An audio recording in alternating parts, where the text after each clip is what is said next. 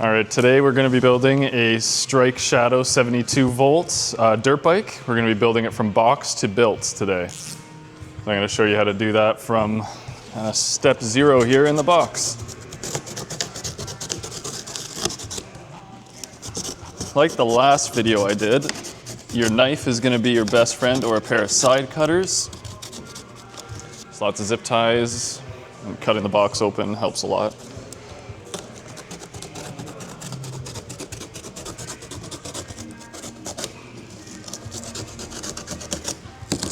All right, so I like to leave it in the box for the most part. You'll see what I mean in a second. I use it as like my little working platform. So there's going to be a bunch of parts kind of right at the top here, so a lot of styrofoam as well. First thing, we got the front fender here. Then we got the little number plate for the front. Comes with some zip ties as well to secure it to the bike. We got the little handlebar cushion, and then we've got the handlebar brackets and the one side foot peg. They install the one side from factory, but they leave the other side off. I believe it's just to fit in the box. Another styrofoam. Then we got the charger here, and then inside the charger box, you're gonna have the Strike toolkit that comes with every Strike dirt bike. And then it comes with an extra set. This is all extra. You're not gonna need any of these bolts that come in this clear bag. That's for like later down the road if you wear out a bolt or you break something. You're able to fix some of the pieces on the bike. A lot of it's for like the pegs. This rear shock has a bolt that removes here. So yeah, it comes with an extra set of that just for longevity purpose, so you can have the bike a little bit longer if that breaks off. So then you got this plastic covering the bike. One side you're gonna have the front tire. Yeah, you're gonna have to install the front tire on this bike, just like the other, I believe it was a Talaria X3 we did. Oh no, it was a Vogue Raider. You just kind of get rid of all the styrofoam surrounding the bike, and I just pull it out from the little cave it's sitting in here, just onto the open part, and then I flap this side down. And I kind of use it like a little working space.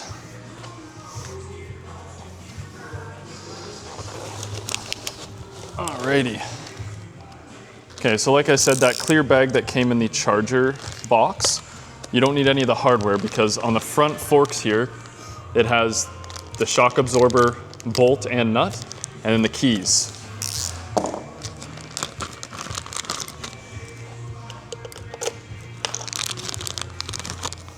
And I'll just put this off to the side for now.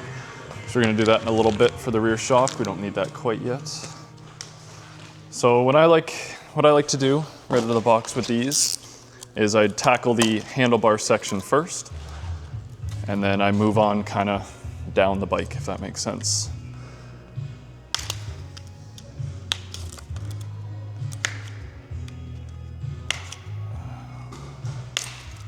Okay. So the handlebars are secured. You can't really see it, but on the other side of the bike, there's 2 zip ties. You're just gonna cut the first one. Be careful of the forks. You don't wanna scratch them. They put the zip ties really close to the bike, so be very careful. You don't wanna snip the wires on the handlebars or scratch them. So yeah, 2 zip ties, one on either end of the handlebars. And then this zip tie here is just holding the plastic wrap on the one side of the handlebars. So chop that off. And then you can unwrap the handlebars here. So to install the handlebars, in that little bag with your foot peg, you have the 2 brackets for the handlebars. So like the last video, we're gonna get some blue Loctite and a number 8 T-handle. Now I don't install these all the way because if you install them all the way and they're a little crooked, it's gonna give you a hard time putting the handlebars in because the handlebars go in this space up here. So you have to install it here. I just put it loosely. until I install the handlebars to make sure they're in properly, and then I'll tighten these 4 Allens down at the bottom.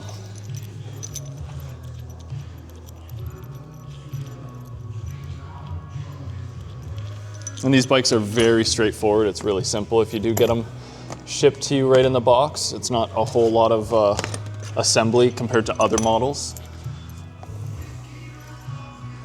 So just like the last one, a little bit of blue Loctite on the end of the threads of each bolt here. And thread that through. Do this one here. And I just snug them up right up to the bottom of the fork collar here.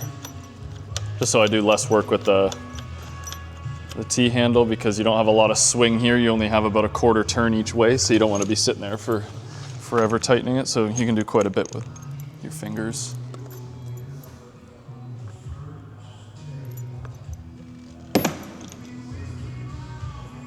Run a little low on these. Almost out of Loctite.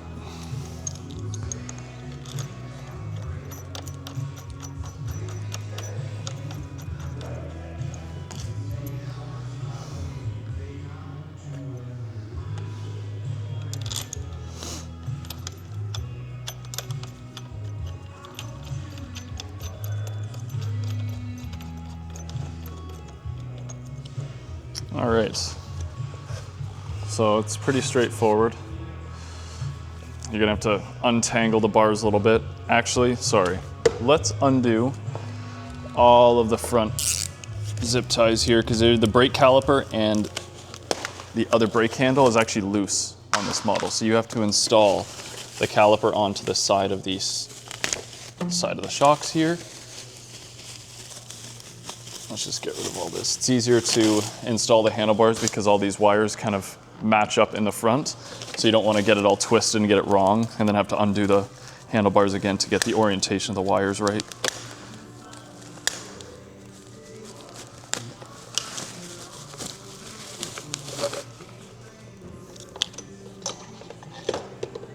Okay, just like I was saying, there's the caliper there loose, and then there's the other handlebar with the throttle there. So now all that's loose.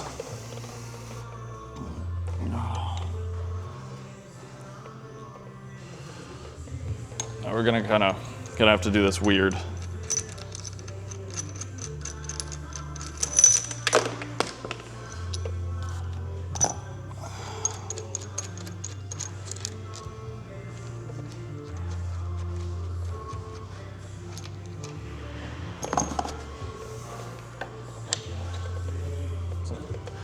So you can either do them upright or upside down. I just kind of hold them roughly where they're supposed to be. And I just start one, so the handlebars stay there. So then I can Loctite first one. And take out that first bolt that you installed so the handlebars stay again. The reason I do this is I just don't want the handlebars swinging around. I don't want the paint to get scratched on the handlebars or side of the forks or what have you. So just take your time with this. You don't want to damage any of the paint that you just bought it before you ride it. You kind of want to keep it pretty to start off with. So you also notice these little caps for the handlebars. You can put them on either way. Some of them you'll notice actually have an orientation. So make sure you pay attention to that before removing them. But these ones do match up either way you put them on. So. All right, and those are a number 6 Allen key. So I'm gonna grab that first before I get too ahead of myself. I like to sit on the bike to set up the handlebars, because then you actually know if you have them on correctly.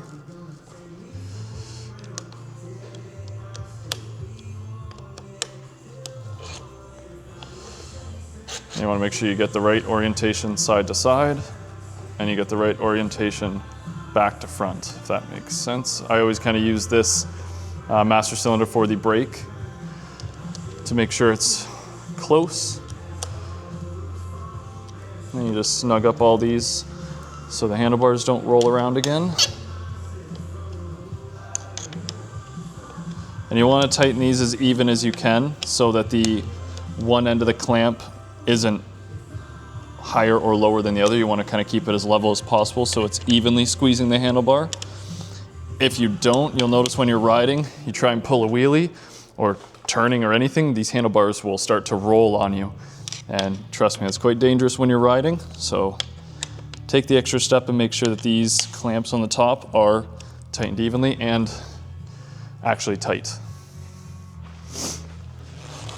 Okay, now that we tighten the bars up top, we're gonna go back down to the first set of Allen keys down here, that number 8 that I was telling you about. And we're just gonna snug up those fully. Because now that the bars are installed, we made sure these brackets are nice and true on the bars. So we're good to go.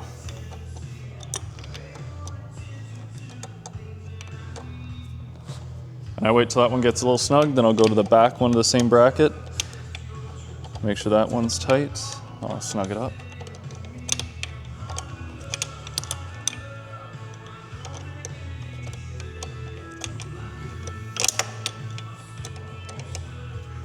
It is a little tricky. These T-handles just fit in here, so be careful. You don't want to strip the Allen head off.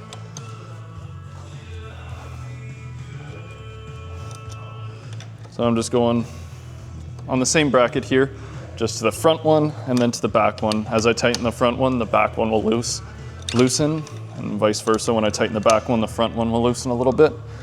So I just want to make sure they maintain the same tightness. Okay, there's one bracket done. On to the last one here.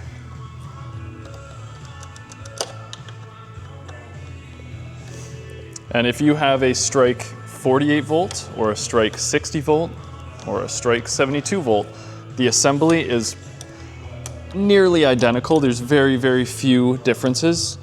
Could be the way the brake caliper attaches, or it could be that the way the rear tire goes on. All of it is the same. There's very, very minor differences between the three. So whether you're watching this video for the 72 volt and you bought a 60 volt, a lot of the same information correlates over. But you'll notice the differences as you're watching the video and building your different style bike. Just make sure you follow those differences accordingly. Okay. Let's just double check that back one actually. Yeah. Okay, so now the handlebars are done. Well, they're installed. I shouldn't say they're done. Now we're gonna put on the grip and the brake lever. So sometimes they install all the wiring already in this loom. Sometimes makes it easier to disconnect it so you're not stretching the throttle cable. Sometimes it doesn't reach out to this outside bar.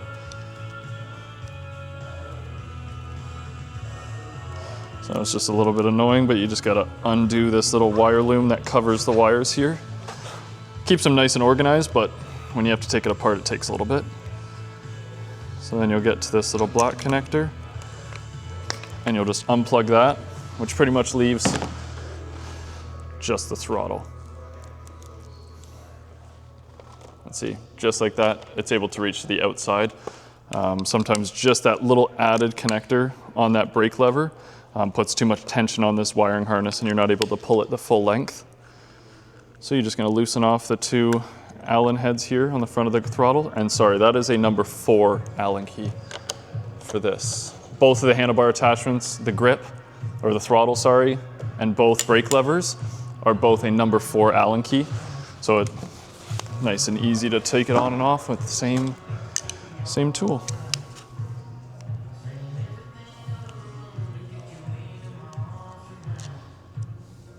And I believe I said this in my last video, but like the other company, Evoke, Strike also installs the other brake lever from factory, but they don't put it in the correct spot. You can leave it there, that's fine, but they put it a little farther away so your hand is kind of on the outside of this bar, so you're not grabbing the full grip.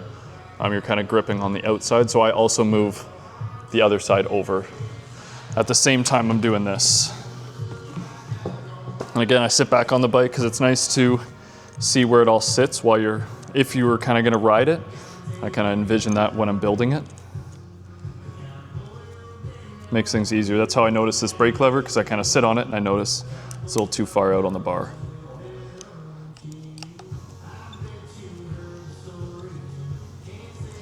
And a big thing I've learned with strike throttles is if you tighten these grips too much, the throttle becomes quite hard to turn and it'll actually get stuck. So as you're riding, it'll stay stuck at half throttle per se or full throttle.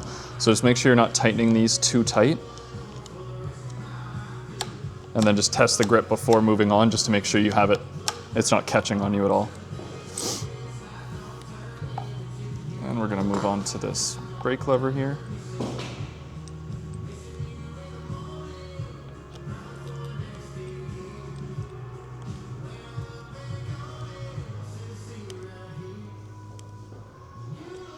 All right, last bolt for the bottom.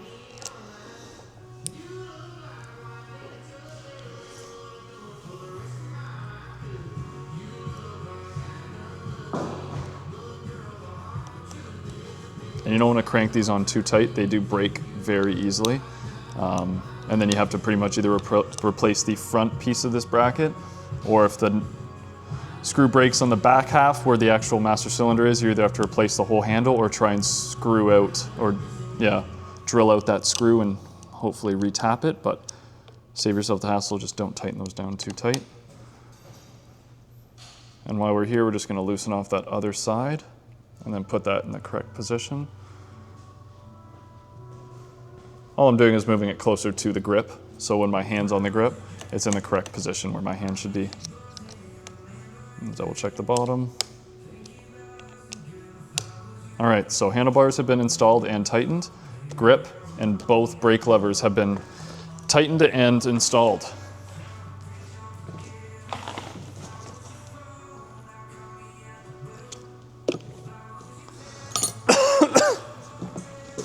Okay, so we're kind of done with the front as of right now. I don't think I'm gonna go too crazy into the front installation until I get the tires installed, or front tire and a rear shock. So I'm gonna do the rear shock now. It's easier with two people, but if you don't have two people, it's not the end of the world. You're first gonna need to cut the zip tie. On the bottom of the shock, it actually holds this little plastic bag during transit, just covering the shock so it doesn't get scratched. So cut that zip tie and then just pull the bag off from the bottom. And then we can go back to what we were doing before. So all you have to do is lift the tail of the bike. There's a little mud guard, and then flop the shock in. Oh. So the spacer fell out. No big deal. You just have to kind of readjust here. So you need that spacer in there. That spacer has to be in there or the shock does not fit in this collar correctly. So you lift the tail of the bike into this little section right on the swing arm, and then you just slightly lift. With your other hand, you're just forcing the bolt in, like so. And then straighten the bike out so it stands on its own. You're gonna need Loctite, and that bolt is a 13 and a 14. So the nut's a 14 and the head of that bolt is a 13. Not sure why they didn't just make it the same, but all good. So I put a bit of Loctite on the side the nut goes on. You don't want this loosening off while you're riding, so make sure this is nice and tight on top of putting some Loctite. So, like I said, head is a 13 and the nut is a 14 millimeter.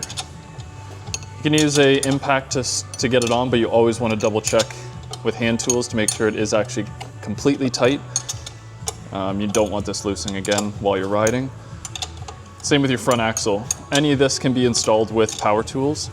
I just like using hand tools because you can know the exact tightness while you're doing it.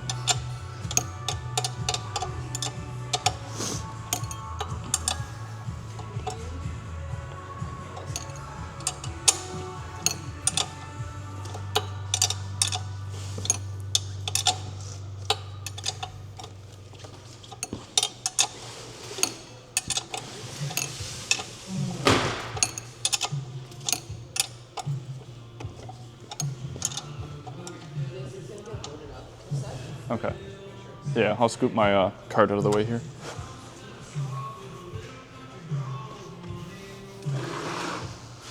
Okay, we just got to do a little bit of moving around. We're getting some units shipped out here.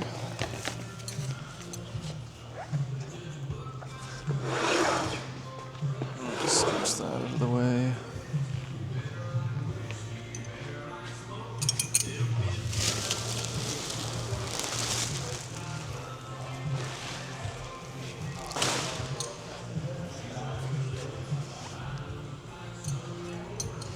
Okay, let's go back to tightening that down. Make sure that's 100% tight. You can use the other side. I like the open side of the wrench. Sometimes it's easier to get onto the head there.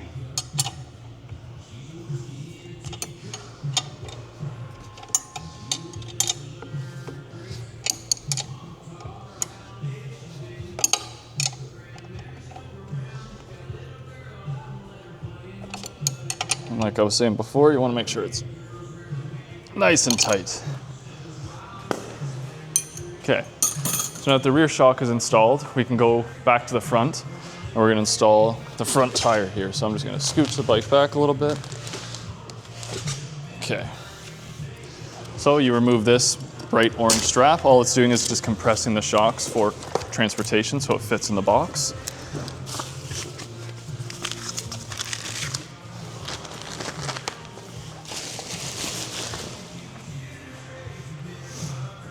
And the front axle is already installed in the shocks just to keep them straight.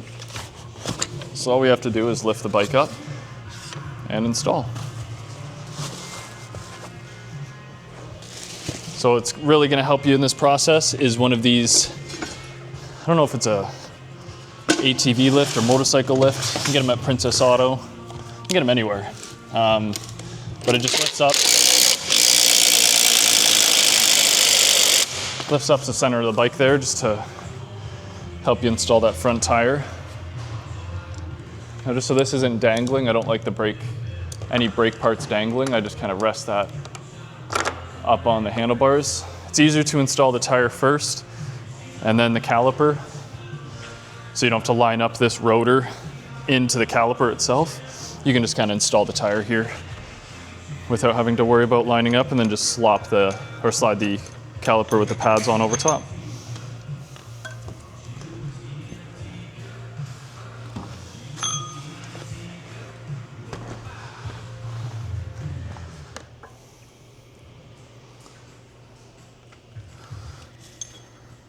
So you notice there's two spacers, and they're two different sizes, slightly bigger, one slightly smaller. The slightly smaller one goes on the non-caliper side.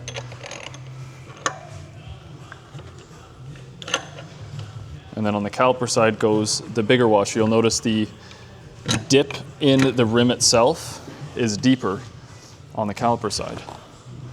And then when you spin the tire, you'll notice the rotor will miss just the side of this cover. Yeah, you don't want any contact on either side of the shocks, or you're gonna have riding problems on the road. And like we did for the shock, you always Loctite any moving parts like this when, especially axles. You don't want these ever loosening when you're on the trail or when you're on the road.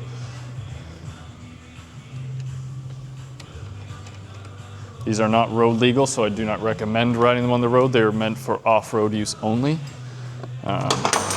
Oh boy. Workstation's a mess. Okay, and the front axle here is a 17 and a 19. The head, or the bolt itself, is a 17, and the nut side is a 19. So I've already put Loctite on that side, so you're just gonna go ahead and swing it around.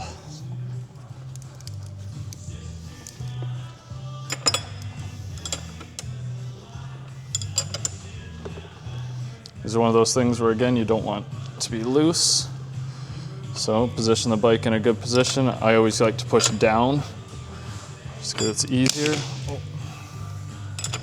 This bike doesn't fall off. All right, there's the front axle. So for the caliper, it is a number 8 or an 8 millimeter for the little bolts that are on the side here. And on the front of the shock here, there's 2 little hooks, and then there's a bracket. That's for your brake line. It actually feeds in there so it doesn't go flop around in the wind. So that I believe is in number 3. Number 3 Allen for those little nuts.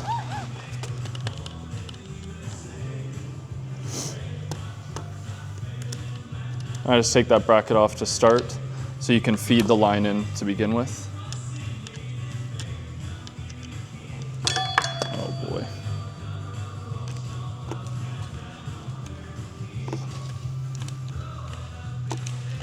All right.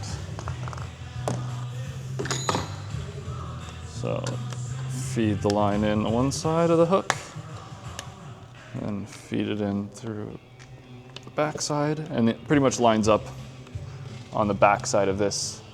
So you just have to screw it in after. I don't tighten it in yet because you got to get the caliper on. So you'll notice in shipping, there's a little plastic piece and there's a plastic piece behind your brake lever itself. So to start, you pull, that black piece will fall out, releases the pressure so you're able to pull that chunk out. Pretty much holds pressure in the line, but also makes sure that the brake pads don't get lost in transit. So we're just going to loosen off those 2 caliper bolts, those 8mm.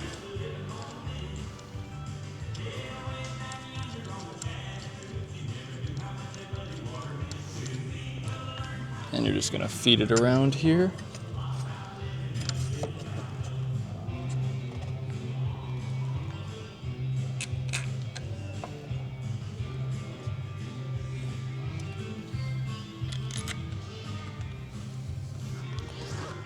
And just tighten up the caliper.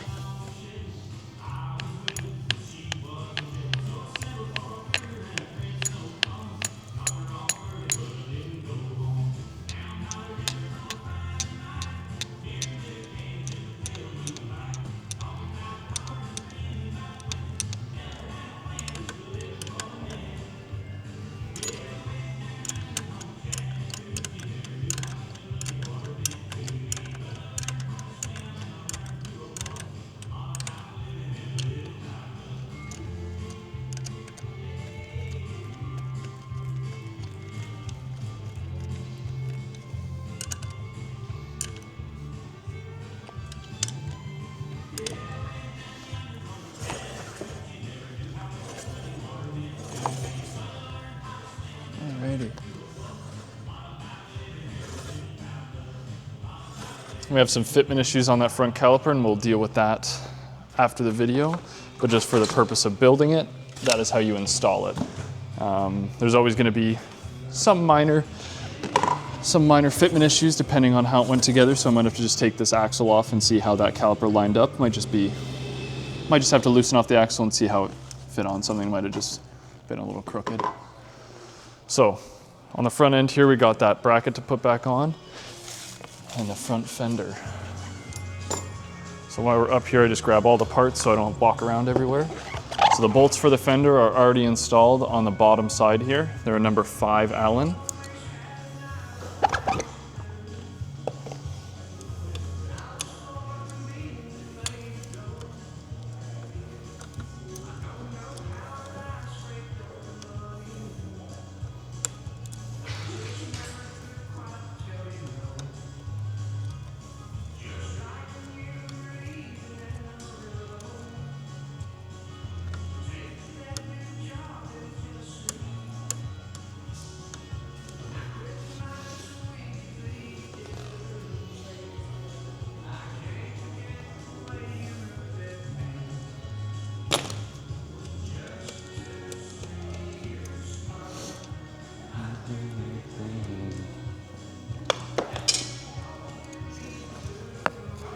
Okay, and there's just 3 holes right here, 1, 2, 3 for the fender, and slide it up in there.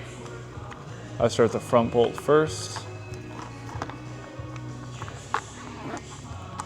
just so it holds the fender up, and then I'll do the back too.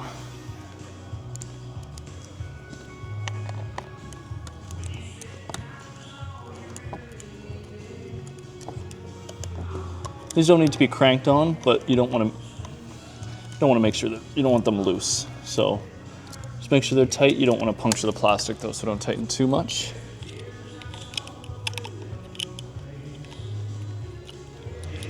Okay, that's one left.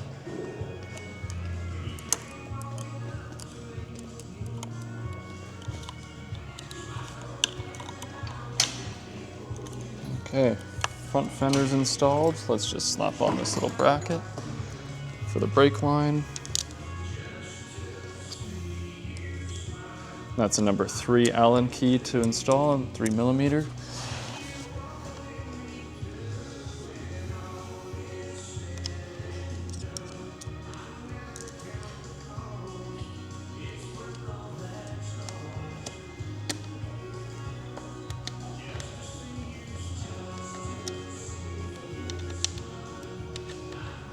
Okay. So you'll notice all the wires kind of out on the front handlebars here. Easy way to install them all. It's all color coded.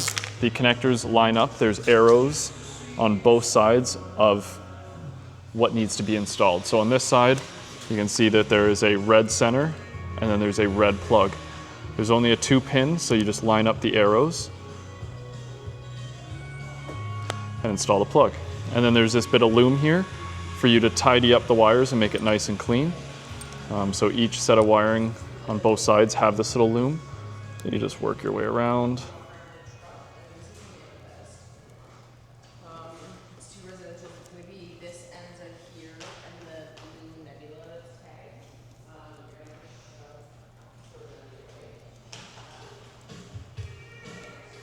All right, there's the one side. And then this plug has 2 here. So one is for the little, it's like the head unit for the bike. It's gonna be the black plug here. And then the other red is for the other brake lever on the other side. So what I'm gonna do is install this little head unit on the bars first, which goes on the left-hand side of the bike. And the bracket just slops open, bolt stays in place. So you just feed it around. And then you just tighten it up.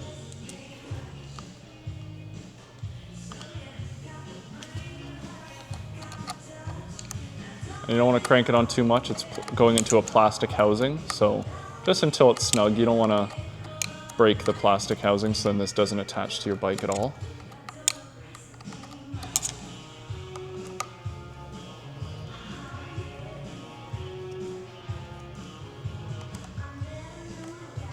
And that's good there. Okay, and like I said before, I'm just gonna grab this harness here. I like to keep everything nice and neat, so kind of tuck it behind the brake line there.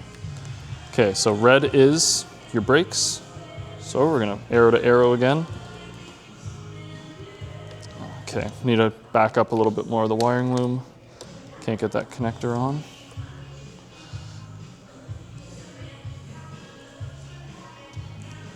And feed it in. And then the black is for that head unit like I was saying. All right, and there it is there. And you're just gonna, like the other side, cover up all the wires with this loom. This also helps the connectors stay plugged in. They never unplug, but again, it just, that extra bit of protection over the plug. Doesn't let a little branch or stick while you're out in the woods let that connector come out.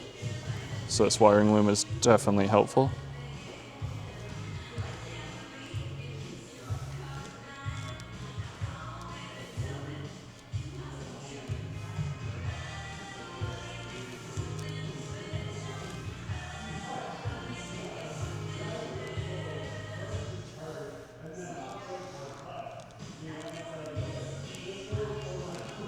This is very time consuming, so just take your time working this loom all the way around the wires. It tends to kind of get crooked or twisted around, then it looks ugly, so spend your time making sure it looks nice and pretty. Because again, wire management matters. And sometimes they give you a little extra, so right when it starts to tee off, of the wiring there, I will just snip this loom. You don't need to use the whole thing. There we go. Okay, we're pretty much there, guys. We only have a few little pieces left to put on, and the bike is built. So we can take it off. We take it off this stand now. Now it doesn't have the kickstand down yet. All we have to do is just cut. You don't even have to cut it. It's just a little sleeve just to protect the paint. Take the zip tie and the protector off that foot peg there. And you can lean the bike down. Okay, so to install the foot peg, the one that came in that with the handlebar brackets, so this side you can see, it's just a piece of foam with a zip tie. But all the hardware is here. So you're gonna have a little cotter pin that you're gonna fold the one ear down, and then just pull it out, and then you'll have a washer. Then you're gonna have the center pin and the spring. So the way to install this is you'll see it has this side here. That's where the spring is gonna go on. So has a little perch for it to go on, and then make sure it's down like this.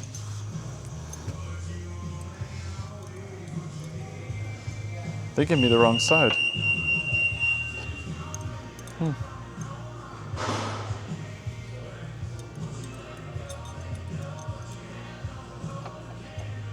They gave me the wrong foot peg.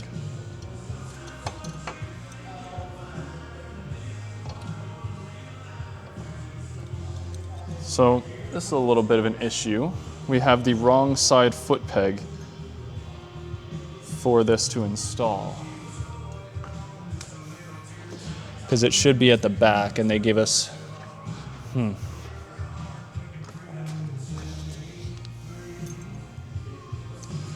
Oh, and there goes my brain. It was upside down. Okay, so let's rewind here. So there's the top of the foot peg. You'll have that top spring slides on, and it hugs the top there. So then this end is gonna hook over on the back side of the peg. So before you get too crazy, grab the pin, and you just have to fold it over, and the holes line up once you fold it over in the correct position. And without the cotter pin or anything, it should stay in place. So all you have to do is put the little washer on the back, feed the cotter pin through the hole, and you want to peel both ends of the ears open so that cotter pin cannot fall out at all.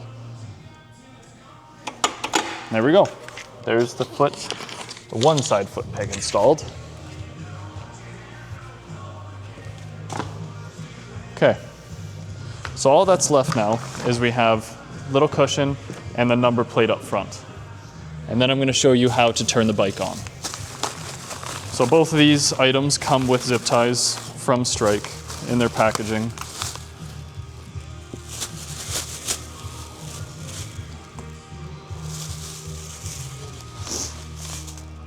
So the number plate's pretty straightforward. Leave this front brake line out. This V down, this is going to go down this hook this U at the top. That's how you know it should go up. And again, the cables, I just push to the middle here, and that number plate should sit on and sit by itself. So then you got 4 zip ties. Goes around the shock housing.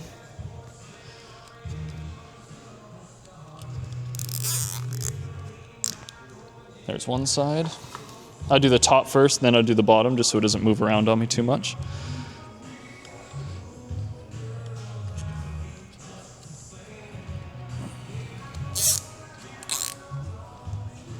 Perfect. Okay, and then the bottom here.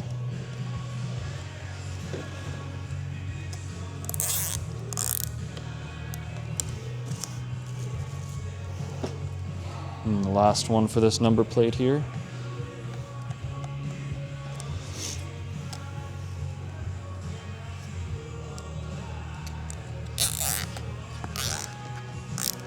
And then all the tails on those zip ties, I like to cut off, make it look nice and clean. So nice and close to that end of the zip tie as I can. And then I do one extra step, and I'll spin that zip tie all the way around so I don't see that at all. It just looks nice and flush. Looks nice and pretty on the side there. And I'll do the same to the other side, just cut the tails off and spin those around.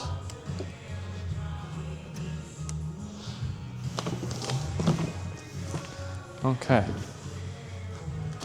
And then we just have that little foam cushion for the handlebars. I like to pre-put the zip ties through the holes of this before putting on the handlebar. Just an extra step makes it easier for me.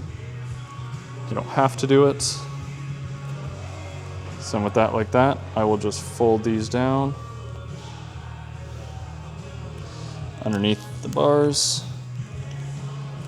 Now you want to make sure you put the right side zip tie on the right side so you don't cross them.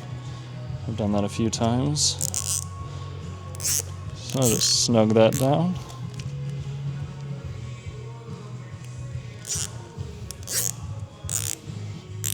Okay. And just like that number plate on the front, I'll just cut those tails off those zip ties so they're not hanging around. Okay. Now even with the keys in, the bike will not turn on. You're gonna have to plug in the battery, which you're gonna notice this little keyhole right here. So you plop your keys in and turn, that plops your seat up. And right underneath here, you're gonna notice a big black cord with a fuse on it. That is going to plug right into your lithium battery underneath here. And you just simply push it in, that's installed. Now with that plugged in, your bike will turn on. There's no exterior lights or anything, so you won't know other than that little monitor we put onto the left side there. And I will take the camera here to show you. Bike is turned on. Alrighty, and that is how you built a 72 volt strike shadow from in the box. So there it is.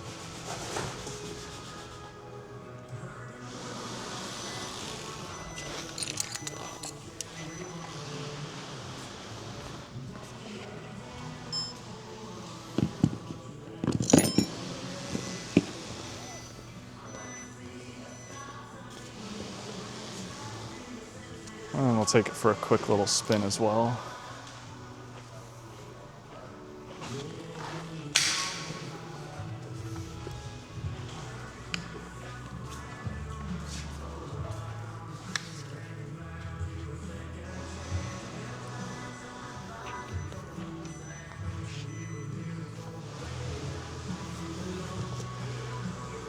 I'm gonna get the other tech, Calvin, here to help me out. He's gonna take the camera outside and show you how to just give a little demo of the bike outside.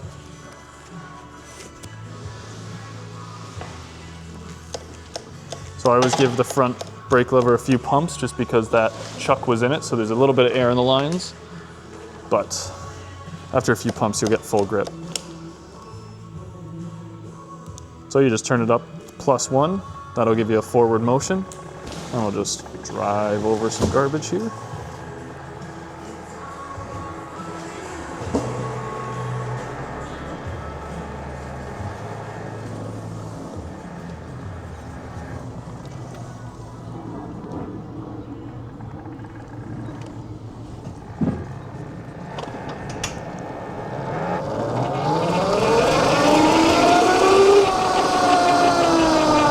And they're very quick bikes.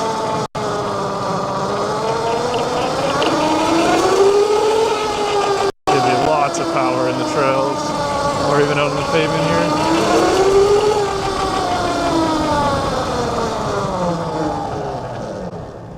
All right, and that's how you build a 72 volt strike shadow.